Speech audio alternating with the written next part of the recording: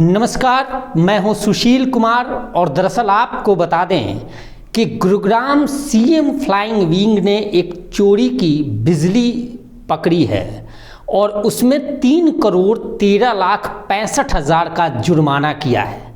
जी हाँ, कुछ दिन पहले ही एक प्रेस नोट जारी हुआ था बिजली विभाग के द्वारा और उसमें यह दर्शाया गया था कि किस तरह से पूरे प्रदेश में बिजली की चोरी होती है और तमाम सख्ती के बावजूद भी इस तरह की चोरियां रुक नहीं रही हैं। और ये जो चोरी पकड़ी गई है ये क्रेशर जोन की है। दरअसल तस्वीरें आप देख रहे हैं, ये तस्वीरें गुरुग्राम के नौरंगपुर स्थित कर्ण स्टोन क्रेशर जोन की है। रात करीब 11:20 पर सीएम फ्लाइंग की टीम बिजली विभाग की टीम के साथ मौके पर पहुंची और मौके पर पहुंचने के बाद जैसे ही जांच शुरू की तो पता चला कि इस क्रेशर जोन में 298 केवी का लोड लिया गया है, जबकि 538 केवी की कनेक्टिविटी के साथ यह बिजली चलाई जा रही है। यहाँ तक कि ट्रांसफार्मर में एक तार ऐसा भी मिला कि किस तरह से एचटी लाइन से अंडरग्राउंड केबल कर ट्रांसफार्मर में लाया गया था और जहाँ करीब रात 10 बजे से लेकर सुबह 4 बजे तक चोरी की बिजली के सहारे ये पूरा क्रेशर जोन चल रहा था।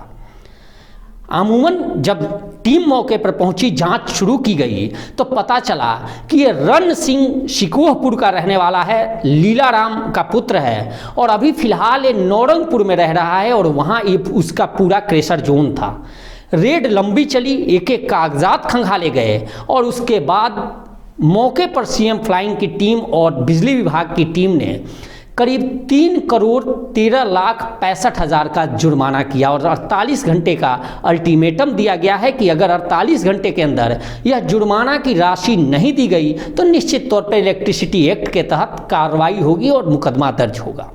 देखिए, बेसिकली अगर हम इलेक्ट्रिसिटी चोरी की बात करें तो 2021-22 में एक आंकड़ा जारी किया गया और एक आंकड़े के तहत करीब 156 करोड़ से ज़्यादा की बिजली चोरी होने की बात की गई थी। और उस दौरान मुझे याद है कि मुख्यमंत्री मनोहर लाल खट्टर ने इस बाबत एक पूरे डिपार्टमेंट को भी एक निर्देश जारी किया था कि तमाम बिजली चोर ऐसे हैं जो चोरी करते हैं, इनको सख्ती से निपटा जाए और उस पर कार्रवाई भी हुई। करीब 156 करोड़ की बिजली चोरी पकड़ी गई थी। 45,000 से ज़्यादा लोगों को उसमें चोरी करते हुए पकड़ा भी गया था। लेकिन अभी भी हालात ऐसे ही हैं। कुछ दिन पहले बिजली डिपार्टमेंट से एक और प्रेस नोट आया था और जानकारी मिली थी कि करीब 700 करोड़ की बिजली चोरी 5 सालों में मामला सामने आया था और उसमें कई भुगतान भी हुए थे। तमाम तरह की हथकंडे बिजली डिपार्टमेंट अपनाता है, लेकिन इसके बावजूद भी चोरियां नहीं रुकती है। यहाँ मजे की बात यह है कि क्रेशर जोन में चोरी हो रही है, डिपार्टमेंट बिजली की चोरी हो रही थी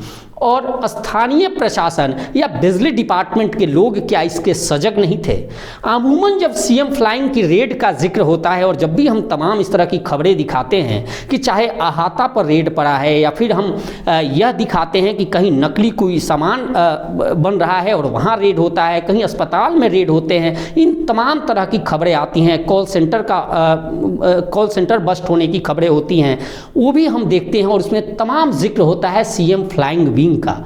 आखिर आपने कभी सोचा है कि सीएम फ्लाइंग विंग आखिर ये रेड क्यों करती है? क्या वास्तव में काम सीएम फ्लाइंग का है क्या?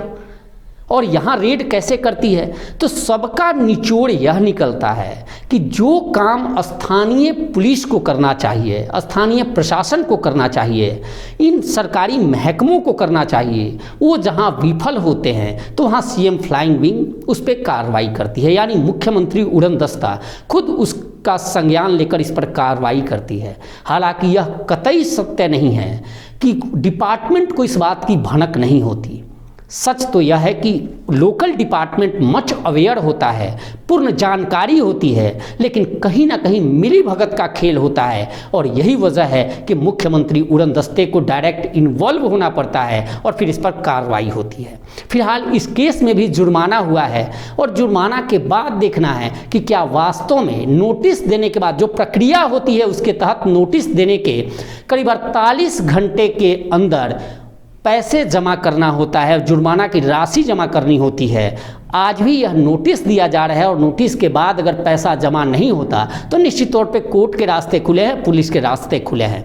तो यह एक न केवल खबर है बल्कि सीएम फ्लाइंग के रेड यह दर्शाती है कि किस तरह से लोकल एडमिनिस्ट्रेशन विफल है या फिर मिलीभगत में संलिप्त है, जिस वजह से सीएम फ्लाइंग को एक्टिव होकर रेड करना पड़ता है। और निश्चित तौर पे हम ये कहें कि ये कहीं ना कहीं लोकल एडमिनिस्ट्रेशन या उस विभाग को आंख दिखाने और मिलीभगत के उजागर करने वाला मामला है, जिस पर सरकार को संज्ञान लेकर इन लोगों के साथ साथ उन महकमे के अधिकारियों पर भी कार्रवाई करनी चाहिए, जिनकी जिम्मेदारी है ऐसे कार्यों को रोकना, और जो विफल होते हैं तो सीएम फ्लाइंग की टीम आगे आती है। देखना होगा कि क्या वास्तव में सरकार ऐसे महकमों जो विफल होते हैं अपने कार्य में, जो अपनी ड्यूटीज ठीक से नहीं निभाते, उन पर कार्रवाई करती है या फिर इसको यूं ही ऐसे ही ये सिलसिला जारी रहता है।